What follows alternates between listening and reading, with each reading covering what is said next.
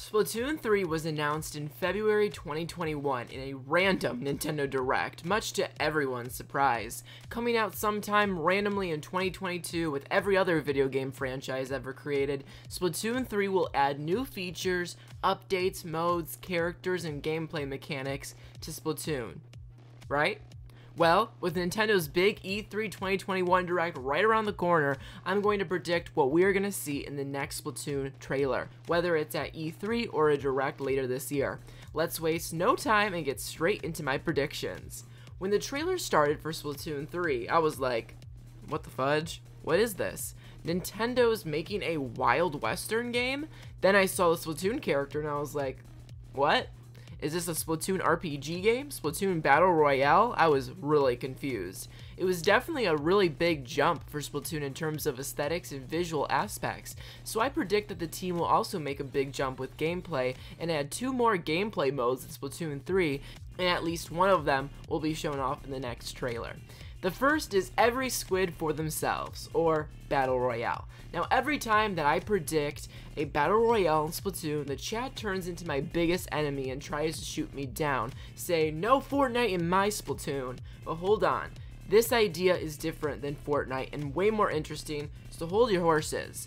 So of course, Splatoon's biggest game mode is Turf War. 2 teams, 4 squids versus 4 squids up against each other. Whoever has the most ink on the ground at the end wins. Well, we have enough ink colors where we can have a 1v1, v1, v1, v1. Okay, you get my point.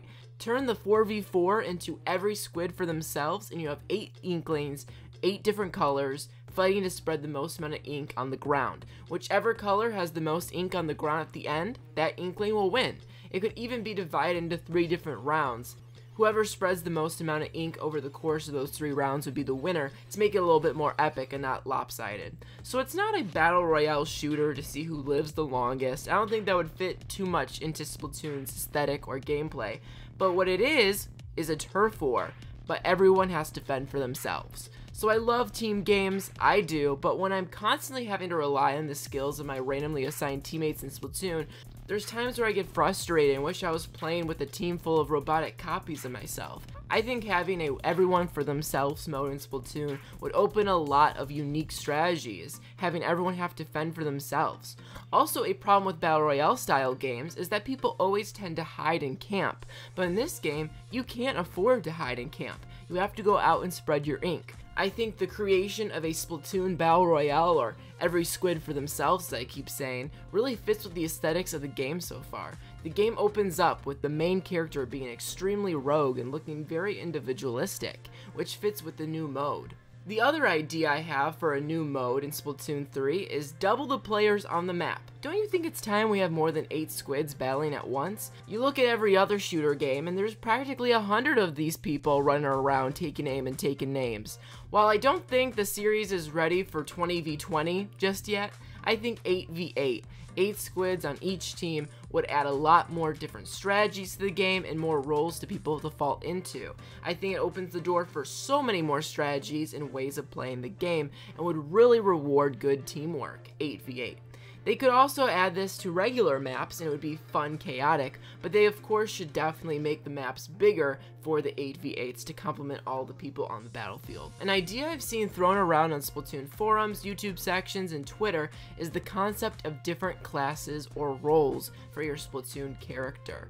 Currently in Splatoon, you can customize your character's looks and cosmetics, and you can also change the weapons they hold, and that's about it. Compare that to many other shooters on the market and you're missing out on a very big type of customization, roles, or classes. If you're not catching my drift, I'm talking about heavy weapon slow characters, stealth classes, sniper roles, scouts, medium regular roles, an engineer. All of these classes currently have weapons in Splatoon to complement them, but I think if we choose our own role, you could also have stat buffs to complement the style of play you're doing. So whoever's rogue or stealth is a lot more fast, the engineer can maybe set out their sub-weapons faster, the heavy weapon person can do a bit more damage but is slower, that kind of thing. It would add a lot more different customization and a lot more interesting team building in Splatoon. I don't know if this actually has a great shot at coming in Splatoon 3, but I've seen so many people request it that I had to mention it. If you look around the skyline in the new city we live in Splatoon 3, you can see it's a massive city with huge skyscrapers and apartment buildings full of activity and life. I think in this Splatoon game, we will have the most to do in the city hub world than ever before in the series. Of course, we will see the return of clothing, weapons, and shoe shops with more customization than ever before because it is a sequel after all. But more than that, I think there's one big feature I'm almost certain will be added in Splatoon 3. Buying your own apartment and having your own living space for you to customize, decorate, and hang out in. You can of course invite your friends over in Splatoon 3 to come to your apartment, and you can visit your friends' apartments too, vice versa. If you look at the city in Splatoon 3, it has such an emphasis on these apartment buildings that I'd be shocked if you don't have your own living space in this game. With the recent massive popularity of Animal Crossing, I can definitely see them take inspiration from the game and add some type of simulation elements to Splatoon 3. If my apartment in Splatoon looks anything like in real life, I'll have the door locked. No one can come see all the clothes I left on the floor. Just kidding. Huh. I also think we need some type of new game mode similar to how we got Salmon Run in Splatoon 2. People like to call it the Call of Duty Zombies of Splatoon, which is pretty accurate. The team that works on the Splatoon games are so creative and they love taking fun risks and experimenting. And they seem like they're continuing that fun spirit of creation with this game with all the new stuff we've already seen. As for what new game mode it could be, well, I did already mention Battle Royale style mode, but I think they could add something else to work with the desert theme. Maybe a desert survival mode where you have to find resources and equipment to build and survive. That's been a very popular theme in gaming lately, and Splatoon definitely likes to take trends and turn it into their own unique thing. Or maybe they might just add a very vast focus on a single player world this time. The desert we saw in the first trailer looks vast, like something you could explore in, unlike any Splatoon game before. I predict it'll be something like Super Mario Odyssey rather than a Breath of the Wild type of open world situation. You'll have a vast, separated area.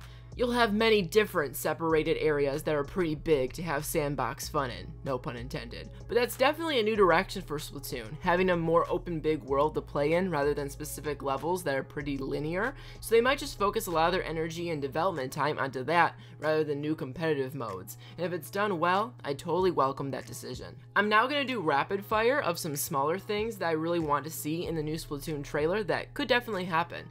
Obviously, we need new idols. One of the most exciting things about seeing a new Splatoon game is seeing who the two idols are who are running the show when you start the game.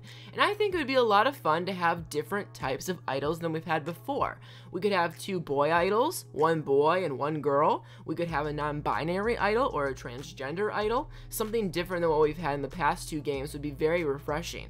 For example, the biggest pop idols in the world right now are of course the legendary K-pop group BTS. Maybe they can draw some inspiration from them. I think that could be a lot of fun.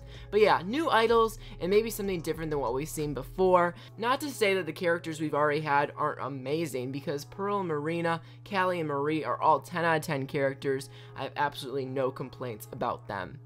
TikTok is very popular right now. It's taken over pop culture and the music world, which are two things Splatoon is very inspired by and pulls from. It would be very fun if some of the characters in the city were social media stars like TikTokers, and we got to see fun videos from NPCs in the city to get to know them more. I think that could be fun.